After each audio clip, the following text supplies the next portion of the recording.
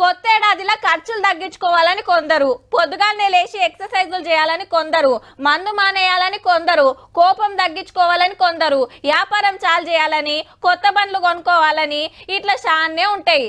మరి పబ్లిక్ కోసం కొత్తేడాదిలో సర్కార్ ఏం చేయబోతుంది, ఏం నిర్ణయాలు తీసుకోబోతుంది చూడాలి కదా. శనివారం మాపఠీలు కేబినెట్ మీటింగ్ లా చాలా ముఖ్యమైనవి డిసైడ్ కాబోతున్నాయి. ఫస్ట్ది రైతు భరోసా ఎకరానికి 7,500. 7 ఎకరాల 10, 12 ఇన్కమ్ ట్యాక్స్ కట్టేటోళ్ళకి ఇయ్యాలనా వద్దా అనేది ఫైనల్ చేస్తుందట గవర్నమెంట్. అట్లనే కొత్త రేషన్ కార్డులు ఏళ్ళకెళ్ళి ఎదురు చూస్తున్నారు కాబట్టి కొన్ని సాంక్షన్ చేస్తారట పక్క. అట్లనే రైతు కూలీలకు ఏడాదికి 12,000 మొన్ననే ఇస్తామన్నారు గానీ వాయిదా పడ్డది.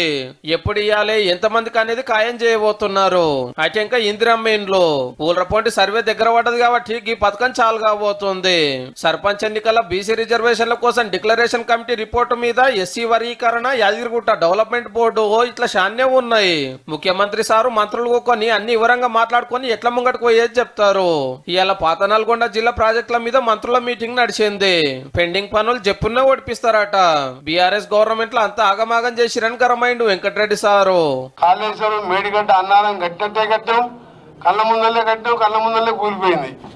అది లేకుంటేనే ఈసారి 1,52,00,000 మెట్రిక్ టన్నుల ధాన్యం పండించే విధంగా